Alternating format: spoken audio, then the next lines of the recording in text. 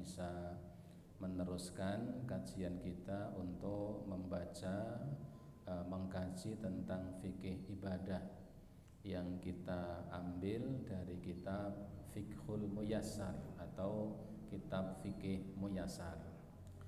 Sholawat dan salam tidak lupa semoga tercurah atas Nabi Yuna Muhammad sallallahu alaihi wa alihi wasallam, yang semoga terlimpah pula kepada seluruh keluarganya dan semua umatnya yang senantiasa istiqomah dengan dinullah ini sampai hari kiamat kelak. Ibu bapak sekalian, para jamaah rahimakumullah, pada pertemuan yang telah lalu, Rabu yang kemarin, malam Rabu yang kemarin, kita sampai pada bab yang ketiga terkait tentang qada'il hajah, yaitu tentang buang hajat, ya, buang air kecil dan buang air besar. Dan kemarin kita sampai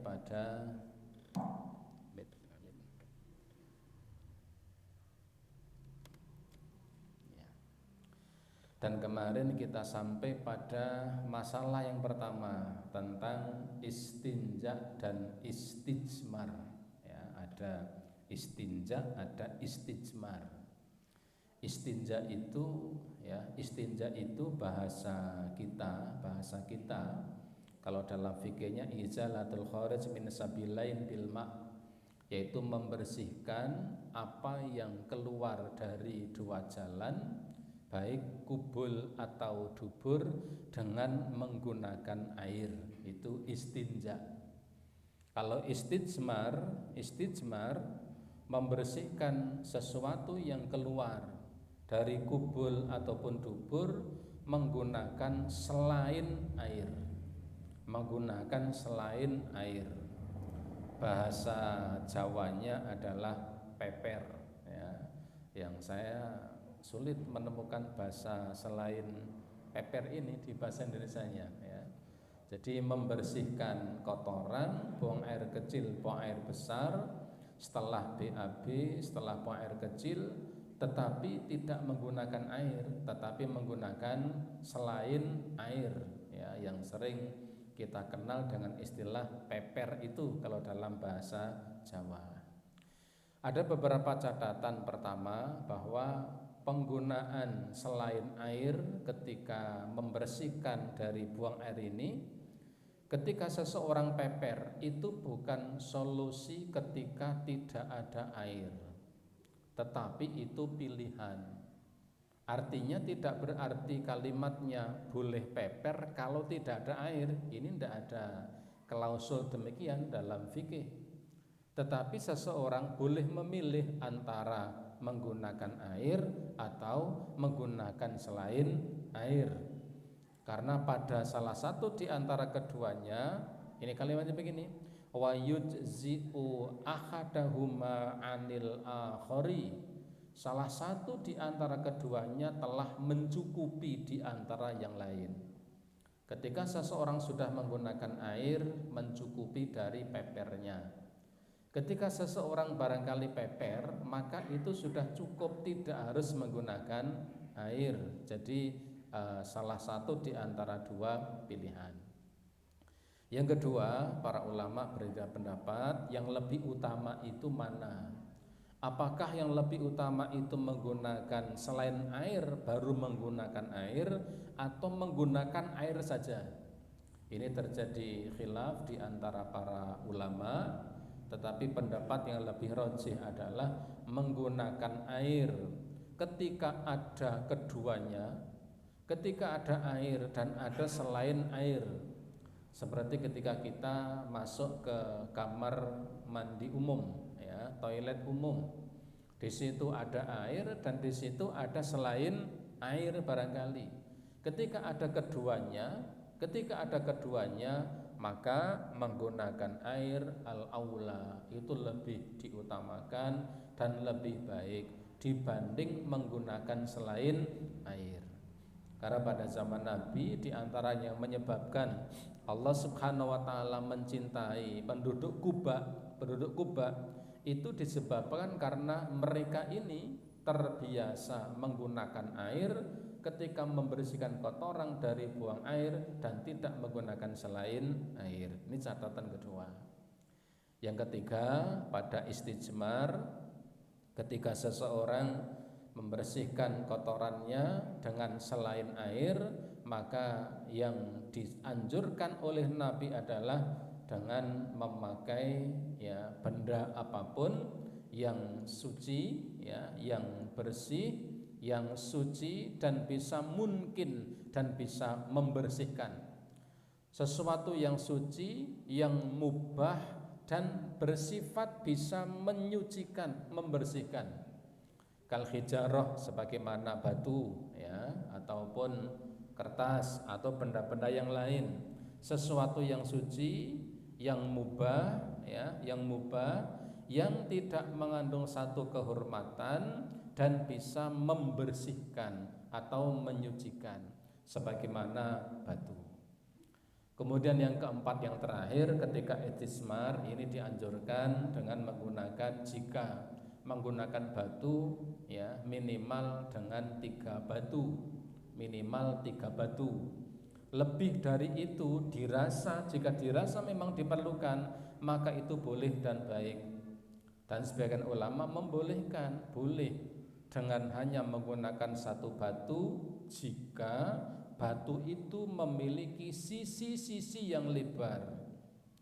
Misalnya batunya 1 meter persegi,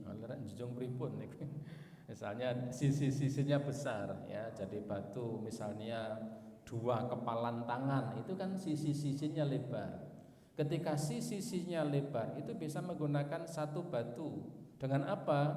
Dengan menggunakan beberapa sisi dari batu itu dan memungkinkan untuk membersihkannya. Ini para ulama membolehkan dengan menggunakan 1 batu dengan catatan sisi-sisinya lebar. Demikian pula barangkali ketika kita menggunakan kertas, misalnya hanya 1 lembar, tapi kertasnya barangkali lebar misalnya, dan bisa untuk mengusapnya minimal 3 kali, bahkan lebih dari 3 kali.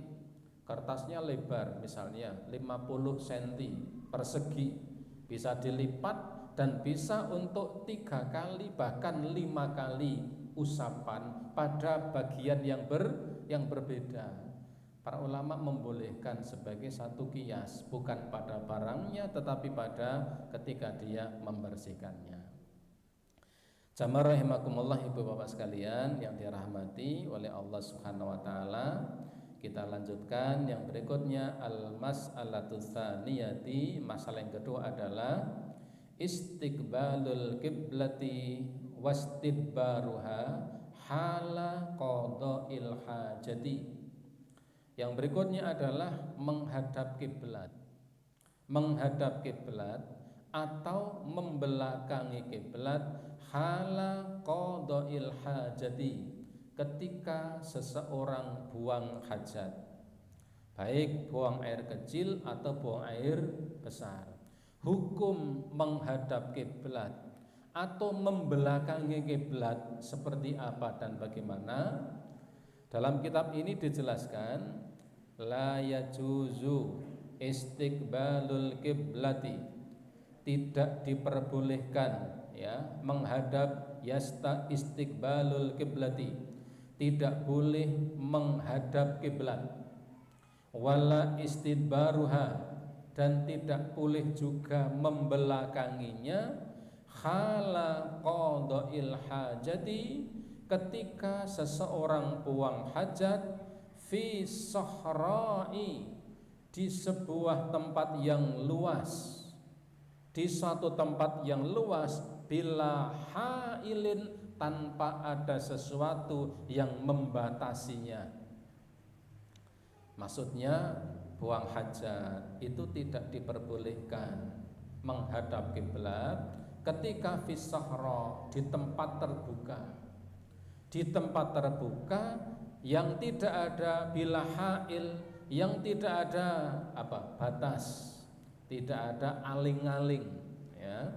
Taruhlah misalnya di antara ibu bapak sekalian karena kebelet mau buang air kecil, kebetulan sedang di tengah lapangan, ya misalnya, dan malam hari sehingga tidak ada yang melihat, ya, sehingga ya sudah jal melipat seberapa tamat langsung ndodok barangkali. Maka di alam terbuka yang tidak ada hail, tidak ada pembatas, tidak ada aling-aling bahasa Jawanya, maka tidak diperbolehkan di tempat yang seperti itu, di alam terbuka, tidak ada yang menutupi, tidak ada yang menghalangi, maka tidak boleh seseorang itu buang hajat, buang air kecil atau buang air besar dengan menghadap atau membelakangi kiblat. Menghadap kiblat tidak boleh, membelakangi kiblat juga tidak boleh. Li hadithi Abi Ayyub al-Ansari, ini sebagaimana dalam hadis yang disebutkan dari Abu Ayyub al-Ansari, ya, beliau mengatakan qala Rasulullah sallallahu alaihi wasallam. Abu Ayyub al-Ansari radhiyallahu anhu, semoga Allah meridhoinya, dia mengatakan qala Rasulullah sallallahu alaihi wasallam, bahwa Rasulullah sallallahu alaihi wasallam pernah bersabda, idza ataitumul ghaita, apabila kamu mendatangi ghaid. Ghaid itu tempat buang hajat, ya, tempat untuk buang hajat, tempat yang di situ dia hendak buang hajat. Fala tastaqbilul kiblata, maka jangan sekali-kali kamu buang hajat dengan menghadap ke arah kiblat. Kalau kamu mendatangi tempat untuk buang hajat, maka jangan sekali-kali kamu menghadap ke arah kiblat. Wala tastadbiruha, dan jangan sekali-kali kalian membelakanginya. Jangan menghadap kiblat, jangan membelakangi kiblat, walakin akan tetapi syarriku au gharribu, tetapi menghadaplah ke arah syarriku, menghadaplah ke arah timur, au gharribu, atau menghadaplah ke arah barat. Ibu bapak, hadis ini perlu dicermati. Nabi mengatakan kalau kamu buang air, ya, kecil atau besar, jangan menghadap kiblat dan jangan membelakangi kiblat, tapi menghadaplah ke arah timur atau ke arah barat. Nabi bersabda seperti ini karena posisi beliau sedang ada di Madinah. Yang Madinah itu adalah persis tempatnya adalah sebelah utara. Kalau dilihat dari Makkah, sebelah utaranya Makkah. Maka karena Madinah itu ada di sebelah utara Makkah, maka kiblat orang Madinah itu menghadap ke arah selatan. Jadi di Madinah itu sholatnya madhab ngidul, ya, tidak menghadap ke barat, maka tidak salah.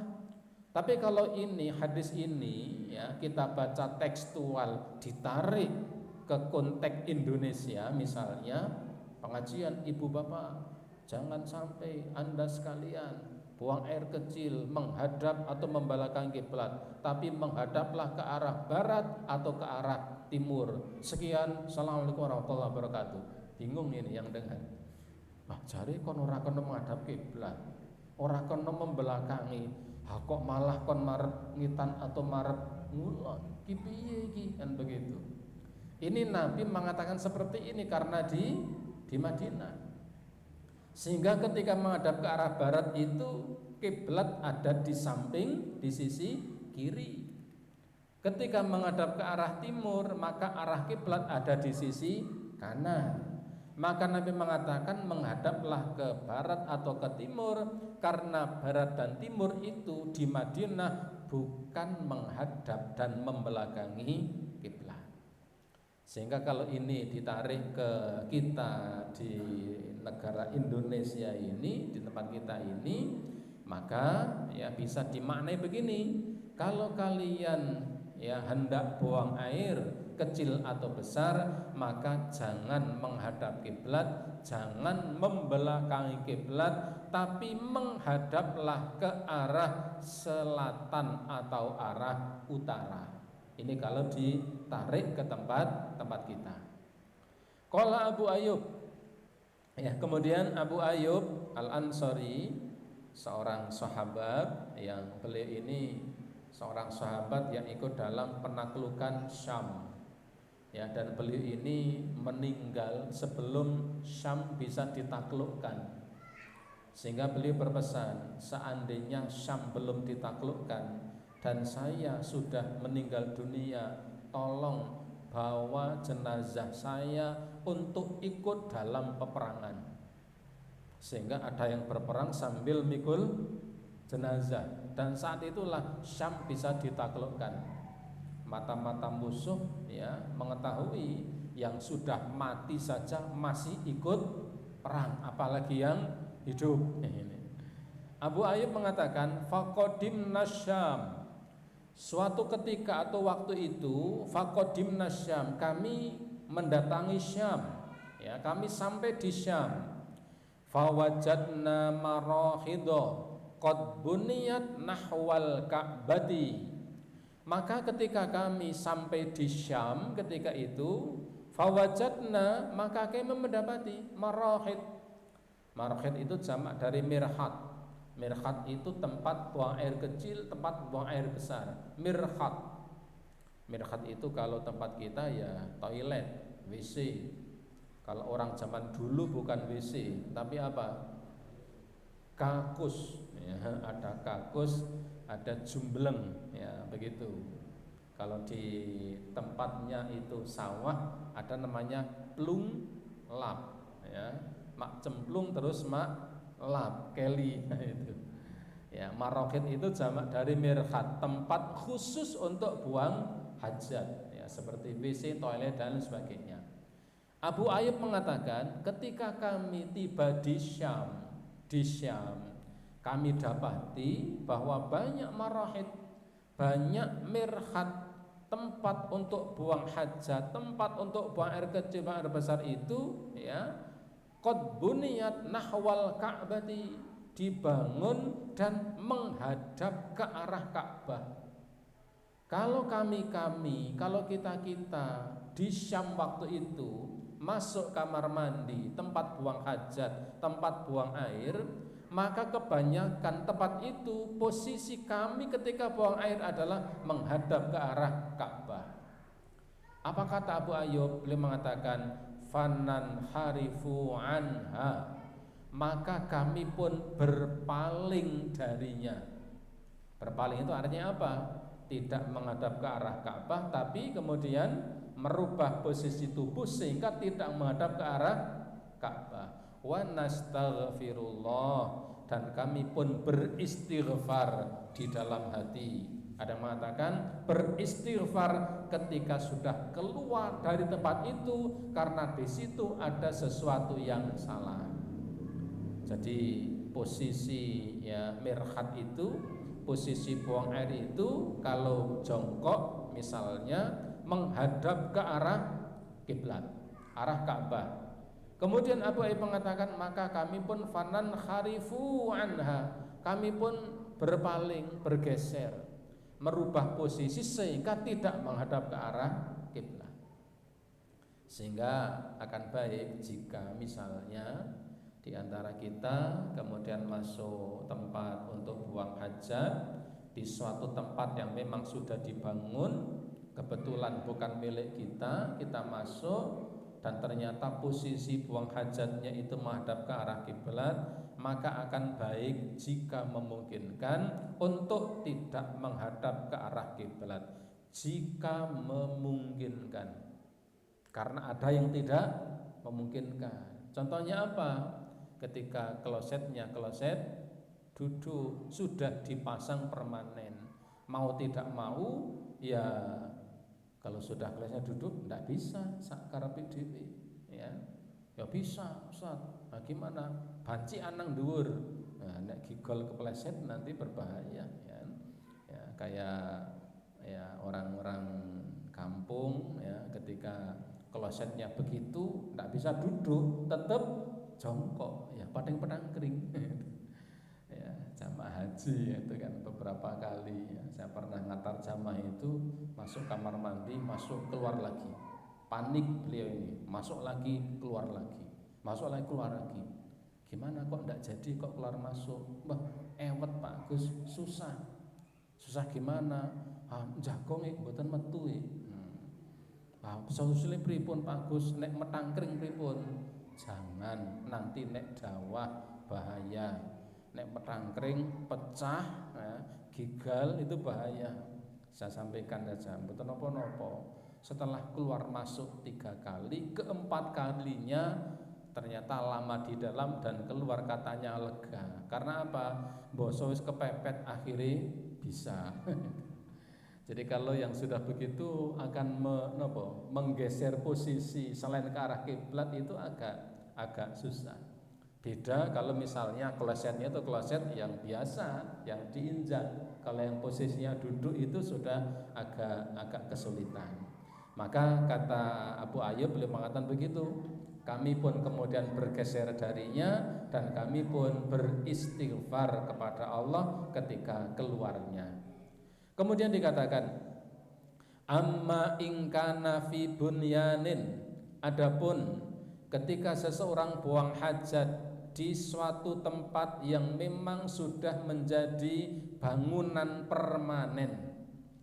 Di atas tadi kita sampaikan, kita ulang ya, tidak boleh menghadap kiblat atau membelakangi ketika seseorang itu buang hajat di alam terbuka. Di alam terbuka yang tidak ada pembatas, tidak ada aling-aling ya. Kemudian dikatakan wa amma ingkana fi bunyanin. Adapun ketika seseorang buang hajat di satu tempat yang memang sudah dibangun khusus ya, seperti WC atau toilet.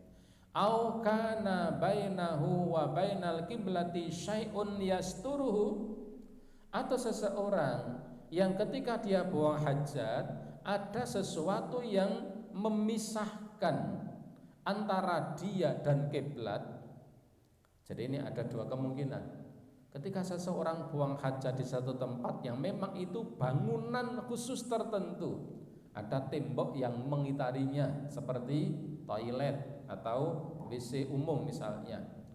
Au kana bainahu wa bainal qiblati syai'un yasturuhu, ataupun tidak seperti itu, tidak di dalam bangunan, tetapi antara dia dan kiblat itu ada sesuatu yang menghalanginya.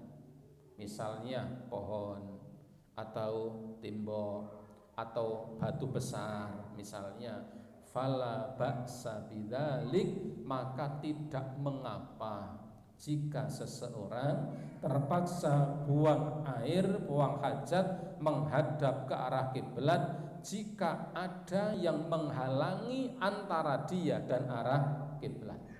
Tembok atau batu atau bahkan binatang, asal binatangnya besar. Kalau semut ya tidak memenuhi syarat ya. Kok marep ngulon sampean ono kewane apa semut kuwi, ini tidak memenuhi syarat. Yang memisahkan ya, menghalangi antara dia dan kiblatnya. Li hadisin Ibnu Umar radhiyallahu anhuma. Ini berdasarkan hadis dari Abdullah Ibnu Umar. Dia mengatakan annahu ra'a Rasulullah sallallahu alaihi wasallam yabulu fi baitihi mustaqbilas Syam mustadbirul Ka'bah. Kata Abdullah Ibnu Umar yang ketika itu beliau ya tidak sengaja. Kalau dalam riwayat yang lain seperti di Taisiril Alam disebutkan tidak sengaja Abdullah Ibnu Umar berkunjung ke rumahnya Hafsah. Hafsah itu salah satu di antara istri Nabi. Dan Hafsah ini adalah putra dari Umar bin Khattab. sehingga Ibnu Umar ini adiknya Hafsah. Maka tidak mengapa ketika adiknya ini datang ke rumahnya Hafsah. Dan ketika itu tidak sengaja Abdullah ibnu Umar naik di bangunan rumah itu di tempat yang tinggi, ya, jadi naik ke atas. Dari atas itu tidak sengaja melihat Nabi SAW yang sedang buang hajat menghadap ke arah Syam dan membelakangi Ka'bah di bangunan tertentu. Ada tembok, ya, ataupun ada sesuatu yang membatasi, yang menghalangi antara beliau dan arah kiblat. Atas dasar ini maka sebagian ulama berpendapat bahwa ketika buang hajat di tempat yang di situ terhalangi antara dia dan arah kiblat, tembok atau yang lain, atau seperti pada bangunan-bangunan khusus yang memang dibuat untuk buang hajat, maka tidak mengapa ketika ia menghadap ke arah kiblat. Dasarnya di antaranya hadis ini. Sekalipun ulama yang lain berpendapat bisa jadi ini adalah sesuatu yang khusus bagi Nabi Sallallahu Alaihi Wasallam. Bisa jadi ini khusus bagi Nabi. Tetapi pengarang kitab Al-Muyassar ini ya berpendapat bahwa ini menjadi dalil tentang bolehnya seseorang buang hajat menghadap ke arah kiblat jika berada di satu bangunan khusus tertentu atau ada sesuatu yang memisahkan, menghalangi antara dia dan arah Ka'bah atau arah kiblat. Kemudian wali hadis Marwan al-Asghar, ya, sebagaimana hadis dari Marwan al-Asghar, dia mengatakan Anaha ibnu Umar ba'irahu mustaqbilal kiblata. Suatu ketika Anaha ibnu Umar menghalau, ya, bahasa Jawanya giring. Giring itu bahasa Indonesia yang tepat apa? Giring, presong giring, ya. Jadi giring itu giring. Apa giring itu? Menggiring, ya, menggiring. Jadi bayangan kita begini, kayak ada orang punya bebek yang banyak itu, kemudian bawa apa? Yang panjang itu namanya gendir, ya. Kemudian pakai tongkatnya begini-begini supaya bebek yang berjalan itu tidak belok ke kanan dan ke kiri. Itulah giring. Itulah anaho. Suatu ketika Ibnu Umar menggiring, ya, giring bairnya, menggiring ternaknya, untanya, mustaqbilal kiblat, menghadap ke arah kiblat atau diteletakkan di arah kiblat. Unta beliau, ya, digiring dan diposisikan di posisi kiblat antara dia dan Ka'bah. Summa jalasa yabulu ilaihi. Lalu ketika itu beliau Ibnu Umar, lalu beliau pun duduk yabulu, dan beliau pun kencing ilaihi, dengan menghadap ke arah binatang atau untanya itu, yang berarti beliau menghadap ke arah kiblat. Karena posisi unta waktu itu ada di arah kiblat dari posisi Ibnu Umar. Jadi kalau misalnya seperti kita di tempat ini, Ibnu Umar ada di situ, untanya ada di sini, lalu ketika yabul, ketika kencing, menghadap ke arah unta, yang berarti menghadap ke arah kiblat. Fakultu, maka aku Marwan pun berkata, ya Aba Abdurrahman, wahai Abu Abdurrahman. Ya, Abu Abdurrahman ini kunyah, panggilan untuk Ibnu Umar ini, dan itu bagian dari khasanah Islam. Ya, khasanah Islam itu memanggil seseorang dengan kunyah. Kunyah itu gelar atau lakop. Bisa jadi dinisbatkan pada anaknya, bisa jadi dinisbatkan pada orang tuanya, bisa jadi dinisbatkan pada tempat tinggalnya, sehingga nama sendirinya hampir tidak dikenal. Contoh Abu Hurairah. Abu Hurairah itu nama lakop, nama aslinya bahkan barangkali kita tidak mengenal. Nama aslinya siapa? Abu Abdurrahman bin Sakhr, itu nama aslinya. Tapi dikenalnya siapa? Abu Hurairah. Ada lagi sahabat Abu Sa'id Al-Khudri. Abu Sa'id karena dia punya anak namanya Sa'id. Al-Khudri dari kampung Khudra, dinisbatkan pada anaknya dan dinisbatkan pada tempatnya. Saya dari Purwodadi, ya, Purwodadi. Anak saya yang barep namanya Mu'ad misalnya, bisa saya nisbatkan pada anak saya Abu Mu'ad Al-Sikepani misalnya kan. Itu nisbah dan itu khasanah Islam. Dan itu bukan nama-nama, mohon maaf, bukan nama-nama yang identik dengan fundamentalis, bukan. Itu khasanah Islam. Khasanah Islam.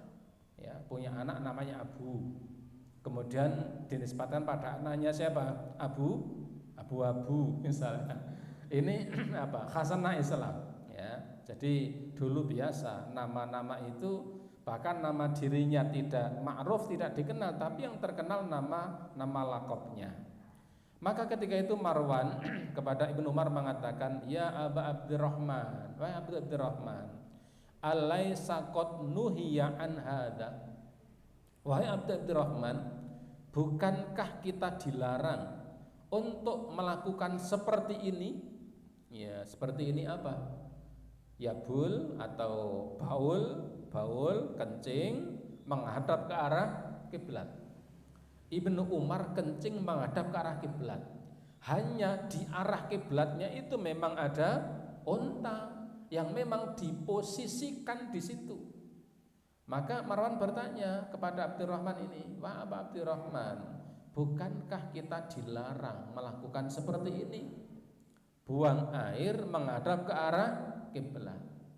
Qala, maka kemudian beliau pun mengatakan, bala, iya betul, innama nuhiya an hadza fil fadha, sesungguhnya yang dilarang seperti ini hanya fil fadha, ketika kita buang air kecil atau buang air besar, buang hajat, fil fadha, di alam bebas, di alam terbuka.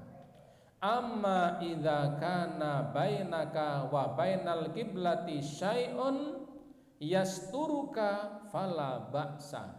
Adapun idza kana bainaka wa bainal kiblati, adapun jika ada antara kamu dan kiblat itu syai'un, ada sesuatu. Jadi Ibnu Umar begitu, yang dilarang buang air, ya buang hajat menghadap kiblat itu di alam terbuka, alam bebas. Tetapi jika antara kamu dan kiblat itu ada syai'un, ada sesuatu apa? Yasturuka, yang bisa menghalangimu dari kiblat, memisahkanmu dari kiblat, menutupimu dari kiblat, fala ba'sa, maka itu tidak mengapa. Jadi kalau di alam bebas misalnya, alam terbuka, menghadap ke kiblat tetapi di belakang batu atau di belakang pohon atau tembok barangkali kalau dalam bangunan, maka ini tidak mengapa. Namun dikatakan wal afdol tarku dzalik hatta fil bunyan wallahu a'lam. Tetapi bagaimanapun al afdol, yang paling utama adalah tarku dzalik, meninggalkan yang seperti itu, hatta fil bunyan, sekalipun ada di tempat yang tertutup, di bangunan permanen. Artinya sekalipun barangkali boleh buang air kecil, buang air besar, buang hajat di kamar bukan kamar mandi, di toilet, di WC, di toilet yang barangkali ya posisi tempat untuk buang hajat itu menghadap ke arah kiblat, sekalipun itu diperbolehkan karena ada yang menghalangi antara dia dan kiblat, yaitu tembok yang mengelilinginya, wal afdol, tetapi bagaimanapun yang lebih utama adalah tarku dzalik, meninggalkan yang seperti itu, tidak menghadap ke arah kiblat sekalipun ada di dalam bangunan. Yang lebih utama seperti itu ditinggalkan. Hatta fil bunyan, sekalipun buang hajatnya ada di dalam bangunan yang permanen. Wallahu a'lam, dan Allah sajalah yang maha tahu.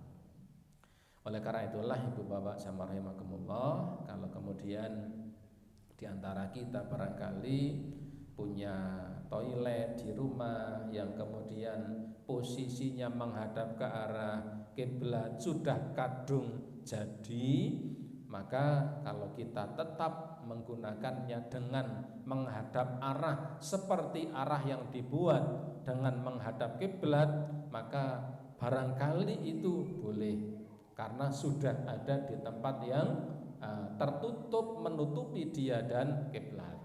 Tetapi satu, jika memungkinkan untuk menggeser posisi sehingga tidak menghadap ke arah kiblat atau membelakangi, jika memungkinkan untuk merubah posisi, maka itu lebih baik, yang pertama. Yang kedua, memang ketika ada seseorang di antara kita ingin membangun rumah misalnya, salah satu yang harus menjadi salah satu yang menjadi perhatian kita adalah posisi kamar mandi atau posisi WC. Yang kedua adalah posisi tempat yang barangkali kita rencanakan, kita jadikan untuk tempat melaksanakan sholat sunnah. Tentu itu menjadi satu perhatian. Jika di antara kita kebetulan sedang akan membangun rumah misalnya, maka posisi ketika posisi toilet, posisi WC itu memang sebisa mungkin untuk tidak dihadapkan menghadap ke arah kiblat atau membelakangi kiblat. Sekalipun secara mutlak itu boleh, namun yang paling utama terbaik adalah tetap menghindarinya jika memang memungkinkan. Ibu bapak, para jamaah rahimakumullah, ini terkait tentang menghadap kiblat dan membelakangi kiblat. Insya Allah kita sudah punya pembelajaran dari orang tua kita, barangkali dengan bahasa-bahasa yang bisa difahami di zaman itu, paling tidak zaman dulu kalimatnya hanya satu, ojo nguyuh marep ngulon, nopo tepak railo, selesai. Jadi kalimatnya hanya dengan kalimat railo itu, tidak boleh itu. Kita barangkali sudah punya pembiasan seperti itu, maka para ulama memang membedakan. Kalau kemudian menghadap ke arah kiblat fil fadha, fis sahra, di alam bebas, di alam terbuka yang tidak ada batas antara dia dan kiblat, maka itu tidak diperbolehkan. Tetapi ketika di dalam satu bangunan, maka itu diperbolehkan, namun menghindarinya lebih afdol atau lebih utama. Ibu bapak, para jamaah rahimakumullah, ini terkait tentang buang hajat menghadap atau membelakangi kiblat. Adapun permasalahan yang berikutnya tentang ma yusannu fi'luhu lidakhilil khala', apa yang dianjurkan untuk dilakukan di dalam khala'.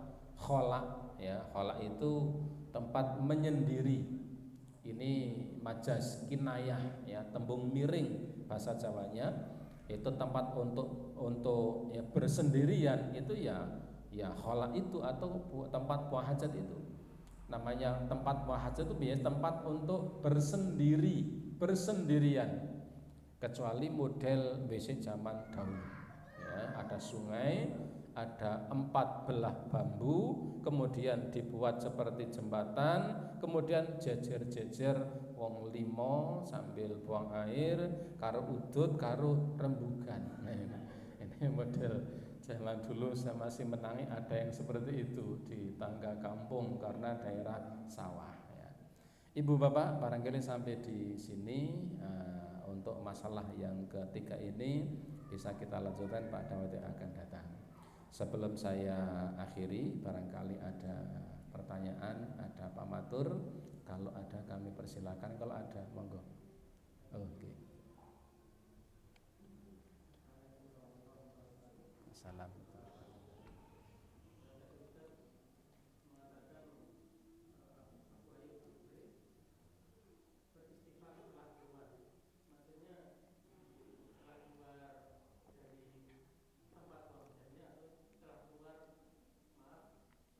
Hajatnya. Oke. Terus kalian, ketika Abu Ayyub ya datang ke Syam, kemudian didapati marohid tempat buang hajat itu pada menghadap ke arah kiblat. Kemudian kata Abu Ayyub, fanan harifu anha, lalu kami pun bergeser. Ya, artinya bergeser itu merubah posisi jongkok, thumma kemudian dikatakan fanastaghfirullah, lalu kami pun beristighfar. Kalimat lalu aku pun beristighfar, ya, fanan hariwana wanastaghfirullah, lalu kami pun beristighfar. Kalimat kami pun beristighfar ini ada beberapa penjelasan di antara para ulama hadis. Yang pertama, ada yang berpendapat bahwa wanastaghfirullah, waktu itu kami pun beristighfar adalah beristighfar di dalam hati. Karena tidak boleh beristighfar di dalam ketika berada di tempat untuk buang hajat. Sebagian dari kalangan para ulama ada yang memahami demikian, istighfarnya di dalam hati. Kenapa? Karena dia berbuat salah, melihat sesuatu yang salah, posisi buang air kecil, posisi buang hajat menghadap ke arah kiblat. Tetapi ada yang memahami bahwa ia beristighfar itu adalah setelah keluarnya adalah manakala beliau meninggalkan tempat buang hajat itu dengan mengucapkan ghufronaka. Kalimat ghufronaka yang maknanya adalah ampunanmu ya Allah kami harapkan, itu juga bagian dari permohonan istighfar kepada Allah Subhanahu wa taala. Jadi ada yang memahami bahwa beristighfar itu adalah setelah beliau keluar dari tempat buang hajat, tetapi ada yang memahami bahwa istighfar itu dibaca di dalam hati, karena tidak boleh membaca istighfar, melafalkan istighfar ketika berada di dalam tempat buang hajat. Sepakat para ulama mengatakan tidak boleh seseorang itu melafalkan dan membawa lafal-lafal yang bertuliskan asma Allah Subhanahu wa taala ke tempat ia melakukan buang hajat. Lafal-lafal yang tertulis asma Allah Subhanahu wa taala, membawa mushaf Al-Qur'an misalnya tidak boleh. Membawa tulisan atau buku catatan, ya, catatan pengajian misalnya, di situ ada lafal-lafal Allah Subhanahu wa taala, tidak diperbolehkan. Bagaimana kalau membawa HP yang di situ ada aplikasinya Al-Qur'anul Karim, ya. Artinya begini, kalau ada HP ada aplikasinya, maka dilihat dulu. Ketika aplikasi itu dibuka, sedang on, sedang tayang, lalu muncul lafal-lafal Al-Qur'an, lafal-lafal surat dalam Al-Qur'an dari surat Al-Baqarah sampai ayat terakhir, tergantung bagaimana ya membukanya, pilihan surat mana yang akan dibuka. ketika monitor itu sedang terpampang lafal tulisan Al-Qur'an, maka ketika itu tulisan itu adalah tulisan Al-Qur'an yang harus dimuliakan. Harus dimuliakan. Kaidah para ulama itu Al-Qur'an itu tertulis fi aisyai'in, di apapun, masturun, tertulis pada apapun. Tertulis di kaca, tertulis pada benda-benda seperti kayu ataupun batu, selama ada tulisan dan terbaca, maka itu bagian dari mushaf Al-Qur'an. Tetapi ketika kemudian HP misalnya aplikasi itu dimatikan, ditutup sehingga menjadi HP biasa, maka HP ketika dibawa ke dalam kamar mandi maka dia bukan termasuk bagian dari mushaf Al-Qur'an. Jadi tergantung sedang onnya apa. Kalau sedang tayangnya adalah lafal asma-asma Allah, lafal Al-Qur'an, berarti tidak boleh. Tetapi ketika kemudian sudah di-off-kan, dimatikan aplikasi itu sehingga tidak nampak tulisan Al-Qur'an, maka ketika itu HP itu bukan bagian dari Al-Qur'anul Karim. Ya, wallahu a'lam bishawab. Cekap? Oh.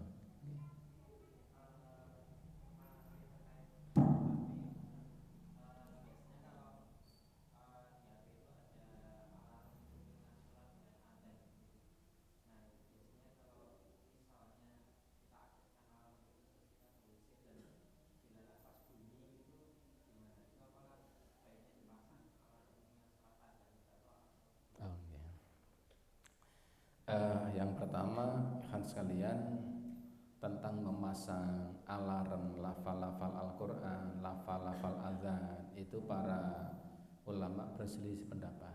Bolehkah memasang itu? Bolehkah membuat alarm ataupun nada dering misalnya, calling misalnya dengan lafal-lafal itu, apakah boleh? Para ulama mu'assirin, ulama kontemporer ini ada dua pendapat.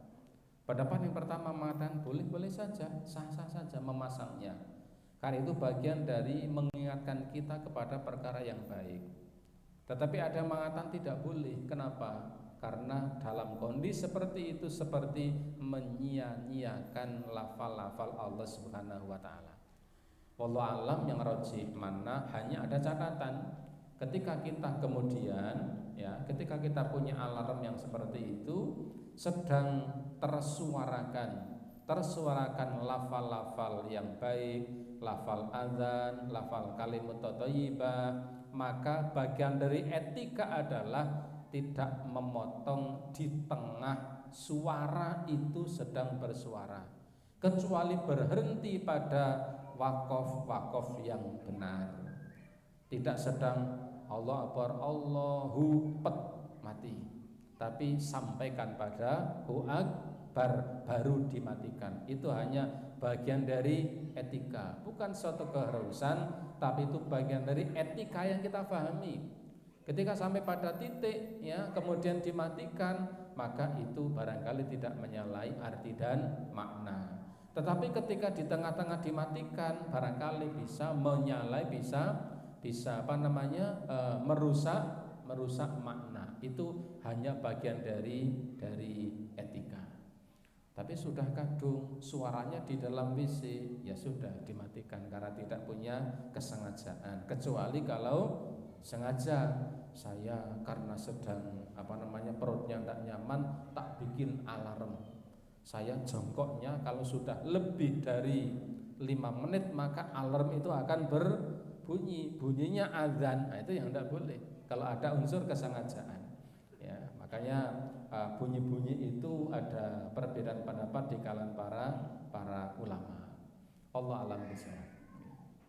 Ibu bapak jamaah rahimakumullah, barangkali ini yang bisa kita sampaikan, kita baca pada sore hari ini. Masalah yang berikutnya insya Allah kita bisa lanjutkan pada waktu yang akan datang.